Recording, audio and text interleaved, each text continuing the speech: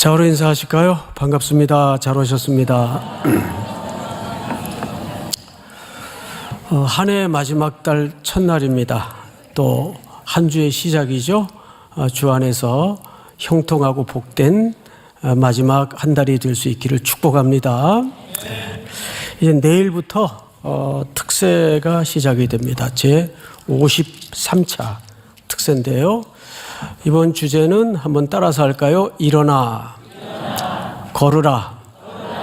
다시 한번 일어나, 걸으라. 이제 새로운 70년을 앞둔 우리 삼일교회가 이번 겨울 특세를 통해서 다시 한번 일어나, 걷는 시대 앞의 메시지, 또 본인을 향한 음성, 그리고 공동체를 향한 하나님의 뜻 앞에 천착하는 한 달이 될 수 있기를 축복합니다.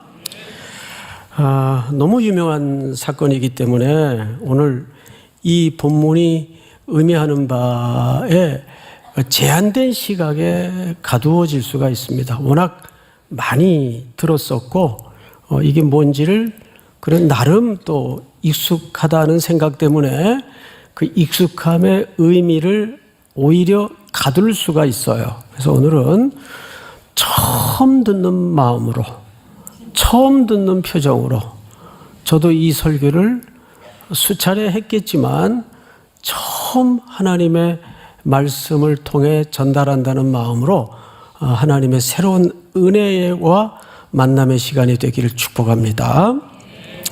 자, 1절을 한번 볼까요? 1절. 두 가지 배경이 소개되죠. 제9시 기도 시간, 시간적 배경입니다. 이 의미에 대해서는 잠시 후에 말씀을 좀 나누겠습니다. 첫째는 시간적 배경이 소개돼요. 그리고 두 번째는 베드로와 요한이 어디에 올라가죠? 성전에 올라갈새, 미완료 동사로 쓰여져 있습니다. 그러니까 단회적으로 올라간다는 그런 말이 아니고 지속적으로 반복해서 올라가는 어떤 전통 또는 관습을 얘기합니다. 성전에 올라간다. 우리 성도님들 설교 시간을 통해서 많이 들어왔겠지만 성전을 향하여 가는 길은 항상 북쪽에서 가든 남쪽에서 가든 서쪽에서 가든 동쪽에서 가든 올라간다는 표현을 씁니다. 그 지형의 위치와 상관없이. 자, 그런데 두 가지 배경이 여기 정확하게 소개되고 있어요. 제9시 기도 시간에. 자, 여러분, 시편 55편 17절을 한번 참고해 볼까요? 저녁과 아침과 정오에 내가 근심하여 탄식하리니 여호와께서 내 소리를 들으시리로다. 자, 여기 세 타임의 시제가 나옵니다. 저녁, 아침, 정오입니다. 유대인들은 하루에 세 차례 정해진 기도의 시간이 있고 그 시간에 관습적으로 전통적으로 성전을 향해 올라갑니다. 자, 그런데 여기서 잘 보시면 그러면 제9시는 어디에 해당하는가? 오후 3시입니다. 오후 3시. 오후 3시가 유대 시간표로 제9시입니다. 그러면 저녁, 아침, 정오 중에 어디에 해당되는 시간일까요? 수근수근하지 마시고. 저녁이죠? 예, 저녁입니다. 주저하지 마세요. 그러면 대낮이겠습니까? 아침이겠습니까? 오후 3시니까 저녁이죠. 근데 여러분 아시는 것처럼 유대인들은 하루의 시작이 아침부터가 아니죠. 아침에 끝이 납니다. 그리고 하루의 시작은 저녁에 시작이 돼요. 저녁. 그러니까 오후 3시는 이제 하루의 시작을 막 출발하는 시제로 보면 정확합니다. 자, 그 제9시 기도 시간에 이것이 전통적인 유대인들의 기도 시간입니다. 자, 이거는 전통과 관습을 넘는 어떤 의미를 이제 곧 이야기하려고 합니다. 그 시간에 베드로와 요한이 성전에 올라갔다. 자, 이 베드로와 요한은 뭐 말하자면 사도들의 대표적 인물들이에요. 그런데 이 베드로와 요한, 즉 사도들이 성전에 올라간 성경 속의 위치가 3장이에요. 근데 앞에 어떤 일이 있었죠? 여러분 앞에 보시면 46절, 2장 46절 우리 한번 같이 읽읍시다. 시작. 날마다 마음을 같이하여 성전에 모이기를 힘쓰고 집에서 떡을 떼며 기쁨과 순전한 마음으로 음식을 먹고. 네, 1장, 2장을 보시면 어떤 일이 있었습니까? 마가의 다락방에 120여 명 정도의 성도들이 모여 있는데 그 공동체에 강력한 성령이 임재하십니다. 공동체 안에 임재하세요. 이것이 이 땅에 탄생된 첫 교회의 그림이에요. 그렇죠? 그런데 그들이 새로운 교회가 탄생을 했는데도 오늘 사도들은 지금 어디를 향해 올라가고 있죠? 성전을 향해 올라가고 있어요. 새로운 교회로 따로 모이질 않고 이때까지만 해도 성전을 향해 올라가고 있어요. 그러면 성전이라는 것은 적어도 유대인들에게 어떤 위치입니까? 삶의 중심이에요. 이 성전은 사실상 유대인들의 일상의 전부라고 말해도 틀리지 않고 절대 과언이 아닙니다. 그리고 여기에는 구약에서부터 이들이 붙들고 있던 어떤 종교적인 관습과 전통이 가장 녹아있는 현장이 기도 시간이고 성전입니다. 그런데 사도들이 왜 글로 올라갈까요? 이것은 선교적 의미가 있어요. 그 당시 종교의 본산인 성전과 그 종교의 가장 압축된 행위가 예배와 기도 시간인데 또 예배 안에 기도 순서가 당연히 드려지겠죠? 근데 그 현장으로 지금 사도들이 올라가고 있습니다. 들어가고 있습니다. 그것은 뭐냐 하면 당시 유대교로서 백성들에게 그 시대 앞에 제 기능과 제 역할을 잃어버렸던 그 성전을 향해서 사도들이 올라가는 이유는 이것은 무언가 하나님께서 이 새롭게 태동된 공동체를 통해서 그 기초격인 사도들을 통해서 뭔가 새로운 변혁을 지금 하나님은 꿈꾸고 있는 거예요. 자, 2절을 한번 보십시다. 거기에 나면서 못 걷게 된 이를 사람들이 메고 오니 이 사람은 태어나면서부터 걷지 못하는 사람이에요. 그런데 4장 22절을 한번 보세요. 넘겨서 4장 22절을 보시면 이렇게 되어 있습니다. 이 표적으로 병 나은 사람은 몇 세나 되었더라? 40여세나 되었더라. 그러니까 이 사람은 최소한 나면서부터 걷지 못하는 사람이니까 40 몇 년 동안을 걷지 못하던 사람이에요. 이 상태는 인간의 전적인 무능력, 전적인 무기력 상태를 대조시키면서 이제 하나님의 주권과 하나님의 전능하신 능력을 통해서 어떤 역사의 반전을 하나님이 말하고 싶은 걸까? 거기에 대비되는 인물로 나면서부터 걷지 못하는 전적으로 무능력한 인간의 군상을 이렇게 그림으로 배치시킨 거죠. 자, 2절을 다시 돌아가서 보시면 나면서 못 걷게 된 이를 사람들이 메고 오니 이는 성전에 들어가는 사람들에게 뭐 하기 위하여? 구걸하기 위하여 날마다 미문이라는 성전문에 두는 자라. 자, 우선 미문이 어떤 문인가 밝혀야 되는데 미문은 말미, 끄트머리 그런 의미가 아니고 이게 beautiful gate예요. 아름다운 문이에요. 왜 이 문 이름을 이렇게 붙였는가 하면 이유가 있습니다. 가장 아름다운 금장색으로 칠해서 설치한 문이 이 미문이에요. 여러 성을 주변으로 여러 문이 있을 텐데 그 중에 이 문은 가장 아름다운 황금으로, 그래서 골든 게이트라고도 합니다. 그 문이에요. 아름다운 문, 최고로 찬란한 문. 어쩌면 이스라엘 종교의 허영과 그 외모 지향적인 가치를 가장 압축해서 드러내는 문입니다.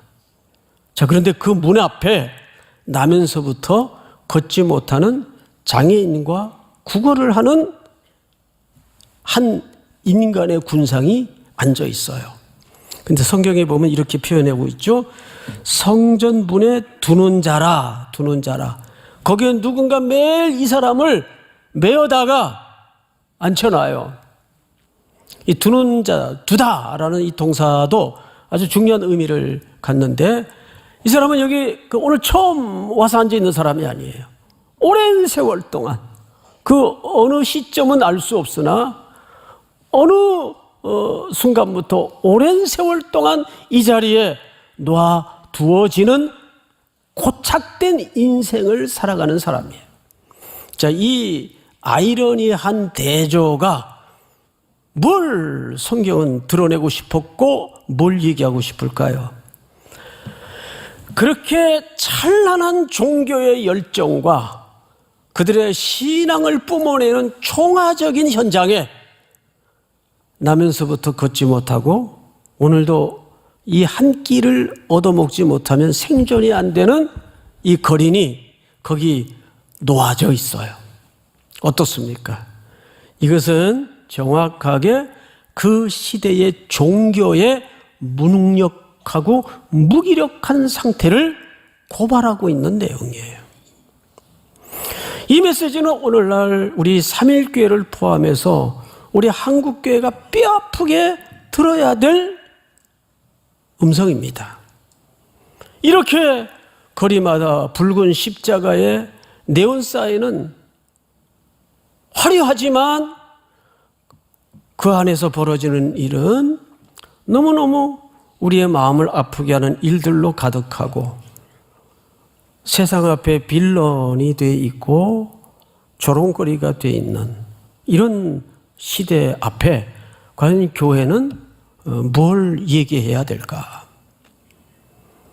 가장 찬란한 뷰티풀 게이트 앞에 나면서부터 걷지 못하고 오늘도 무언가 얻어먹고 구걸해야 되는 이 무기력한 한 인간이 고착된 상황에서 아무것도 변하지 않는 상황에서 여기 앉아 있어요. 자, 그런데 이 사람이 구걸하기 위해서 앉아 있다 그래서 구걸하기 위해서. 자, 3절을 한번 제가 보십시다. 그가 베드로와 요한이 성전에 들어가려 함을 보고 뭐 했다고 되어 있죠? 구걸하거늘. 자, 이 거리는 그들이 어떤 사람인지 뭘 안고 있는 사람인지 잘 몰라요. 그러니까 그 사도들을 보고 구걸을 했어요. 그러니까 생존을 위해서 오늘도 그 구걸을 하지 않으면 안 되는 고착된 인생이에요. 이것이 어쩌면 인간의 한계를 가진 필요입니다. 무슨 뜻인가 하면 인간은 자기가 진짜 뭘 필요하는지 모를 때가 있어요. 그게 제일 슬픈 것 같습니다. 이런 거죠. 네가 지금 정말 필요한 게 뭔지를 너 아직 모르는구나. 우리 어떤 대상을 지도할 때 그런 답답함을 가질 때가 있죠. 아이들 키울 때도 마찬가지. 아이고, 얘가 지금 지가 정말 필요한 게 뭔지도 모르고 저러고 저 엉뚱한 거 찾아서 헤매고 다닌다. 그런 느낌을 지울 수가 없을 때가 많습니다. 근데 3절이 정확히 그 대목이에요. 그가 베드로와 요한이 성전에 들어가려 함을 보고 구걸하거늘. 이것이 인간들이 시야가 갇혀 있는 제한된 필요. 근데 정말 그 제한된 필요를 넘어서 그 이상의 찬란한 하나님의 나라와 그분 안에 있는 무한대의 그 부여를 못 보니까 제한된 필요에 갇혀서 늘 그것만 구하는, 사실 예수를 믿는다고 해도 우리의 기도의 내용을 들여다보면 우리도 여전히 그 제한된 시선과 시야에 머무는 필요로 하나님 앞에 구할 때가 많아요. 이건 여기 성경에 등장하는 이 사람만의 문제는 아니에요. 그리고 성경을 맞아 보십시다. 4절. 베드로가 요한과 더불어 주목하여 이르되 우리를 보라. 자, 베드로와 요한 사도가 그 거린을 주목했습니다. 그리고 우리를 보라 그랬어요. 이 주목과 그리고 우리를 보라는 메시지는 비슷한 메시지 같지만 조금 차이가 있습니다. 첫째, 교회 공동체가 하나님의 백성들이 일상 속에서 이 사람의 이 자리와 이 시간은 유대인들에게, 이 거린들에게 늘 일상에서 벌어지고 있는 광경이고 장면입니다. 맞죠? 매일 우리가 만나는 장면이에요. 그 일상 속에서 거린은 제한된 시선에 가두어져서 구걸을 하고 있었어요. 그때 베드로와 요한이 주목했어요. 교회는 이 시선을 잃어버리면 교회의 중요한 역할을 잃어버리는 겁니다. 항상 교회는 이렇게 제한된 시선에 자기가 뭐가 필요한지도 모른 채 살아가는 인생들을 향해서 뭐 해야 돼요? 주목해야 돼요. 그것이 교회가 이 땅에 존재하는 미셔널 처치로서의 역할입니다. 믿습니까? 교회가 그걸 놓쳐버리거나 그걸 외면하면 그건 교회 아니죠. 그런데 이 사람이 자기가 뭐가 정말, 그러니까 니드에는 두 가지 니드가 있어요. 리얼 니드가 있고 펠트 니드가 있어요. 펠트 니드는 당장 현장에서 필요한 거, 먹을 거, 내 당장 쓸 거, 이런 거는 펠트 니드라고 할 수 있겠죠. 그런데 이 사도 베드로와 요한은 주목하면서 우리를 보라 그랬어요. 그러자 이 거린의 표정을 잘 보세요. 5절. 그가 그들에게서 무엇을 얻을까 하여 바라보거늘. 자, 여기서 무엇을 얻을까라는 표현이 굉장히 사실은 모호한 표현입니다. 그러니까 이 말은 뭘 반증하냐 하면 정말 자기가 뭐가 필요한지 모르고 있다는 뜻입니다. 그 뭘 얻을까? 뭐 이거든 저거든 뭘 줄까? 뭘 얻을까? 그러니까 아주 모호한 표현을 성경 기자가 썼어요. 우리도 마찬가지겠죠. 내가 정말 뭘 필요하는지 몰라요.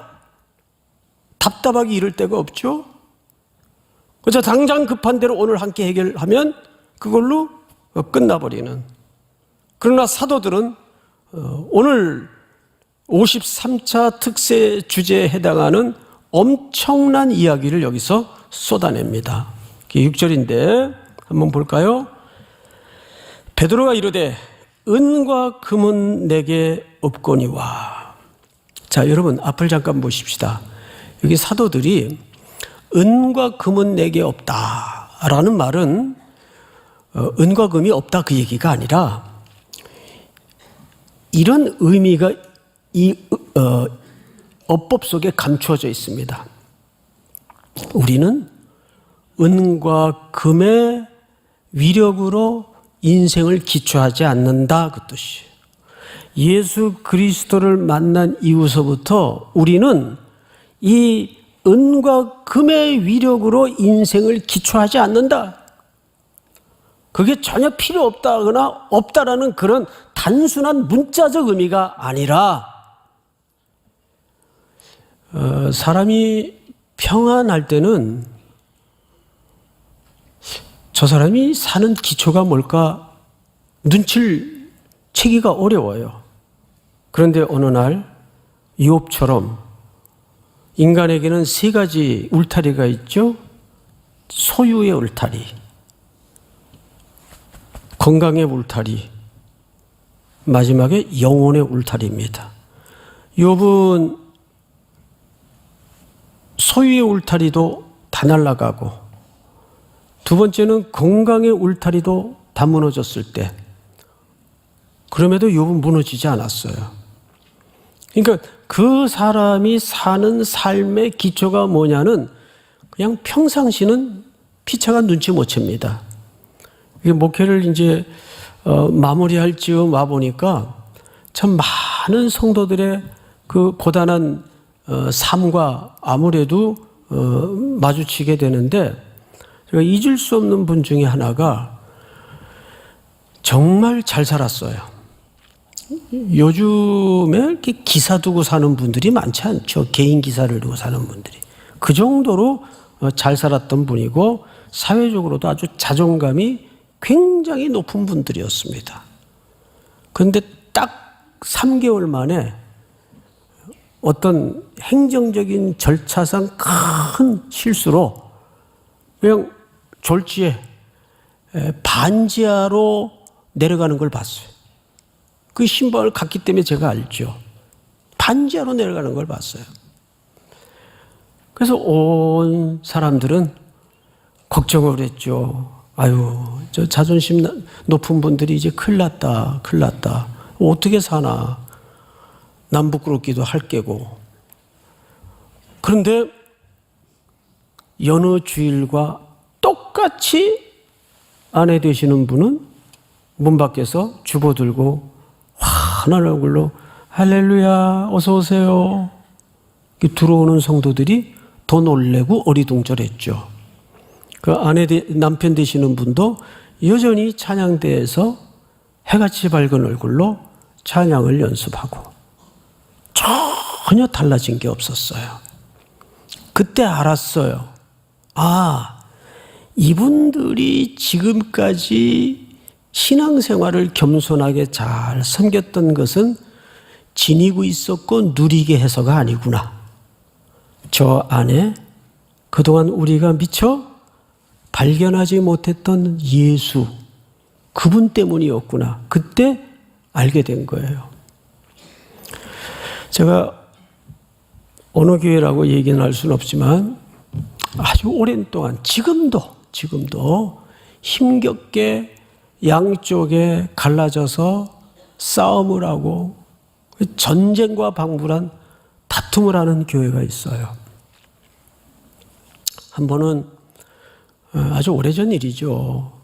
그 교회에서 집회를 좀 해달라 그래서 시간을 내서 집회를 하고 돌아왔는데 거기 중직장분이 이제 인사 겸 찾아왔습니다.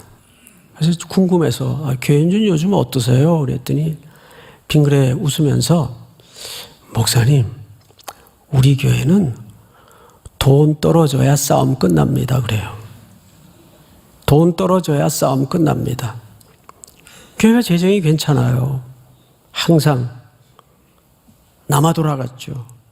그거 다 싸움하는데 변호사비에 변호사들만 호황을 누렸죠.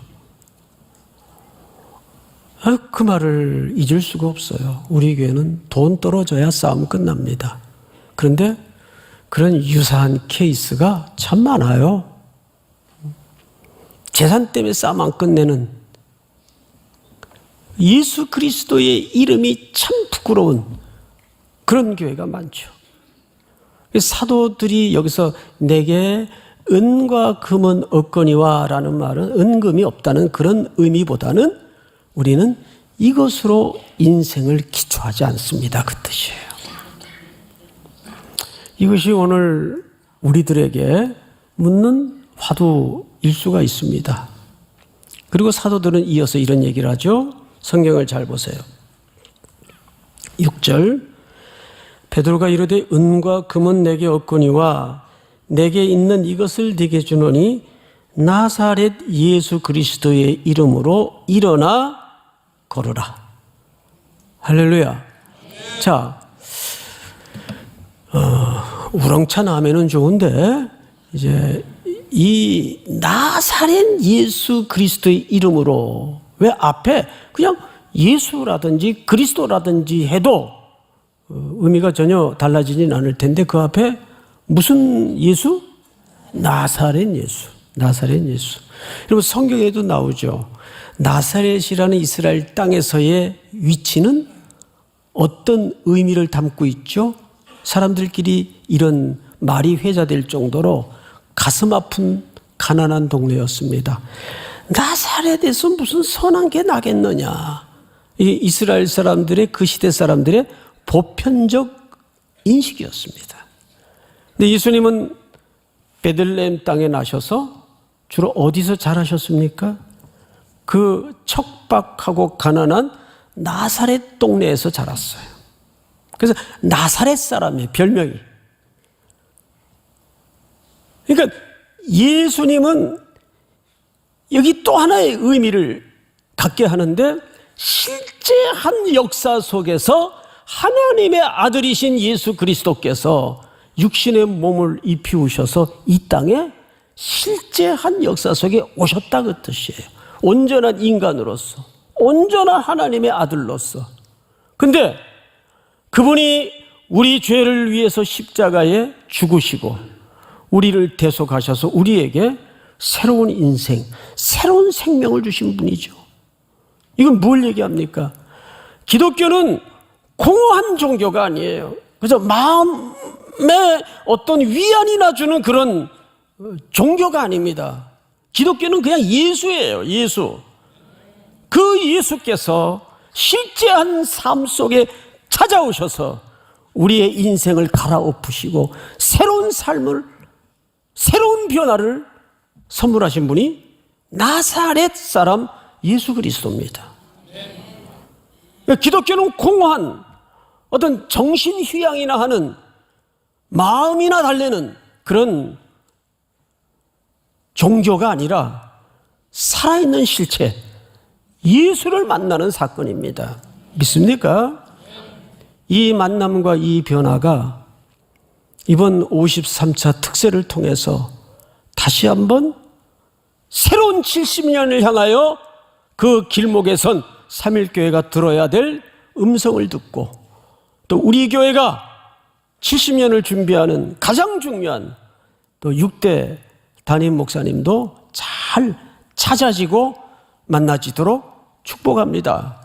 아울러 내 삶의 자리를 돌아보고 여기에 등장하는 인물처럼 40년이 넘도록까지 고착되어 변화가 없는 그냥 종교인으로서 죽어있는 삶의 자리는 없는가를 돌아보고, 그 자리도 예수 그리스도의 능력으로 일어나 걷게 되는 변화와 전환의 역사가 나타날 수 있기를 주의 이름으로 축복합니다.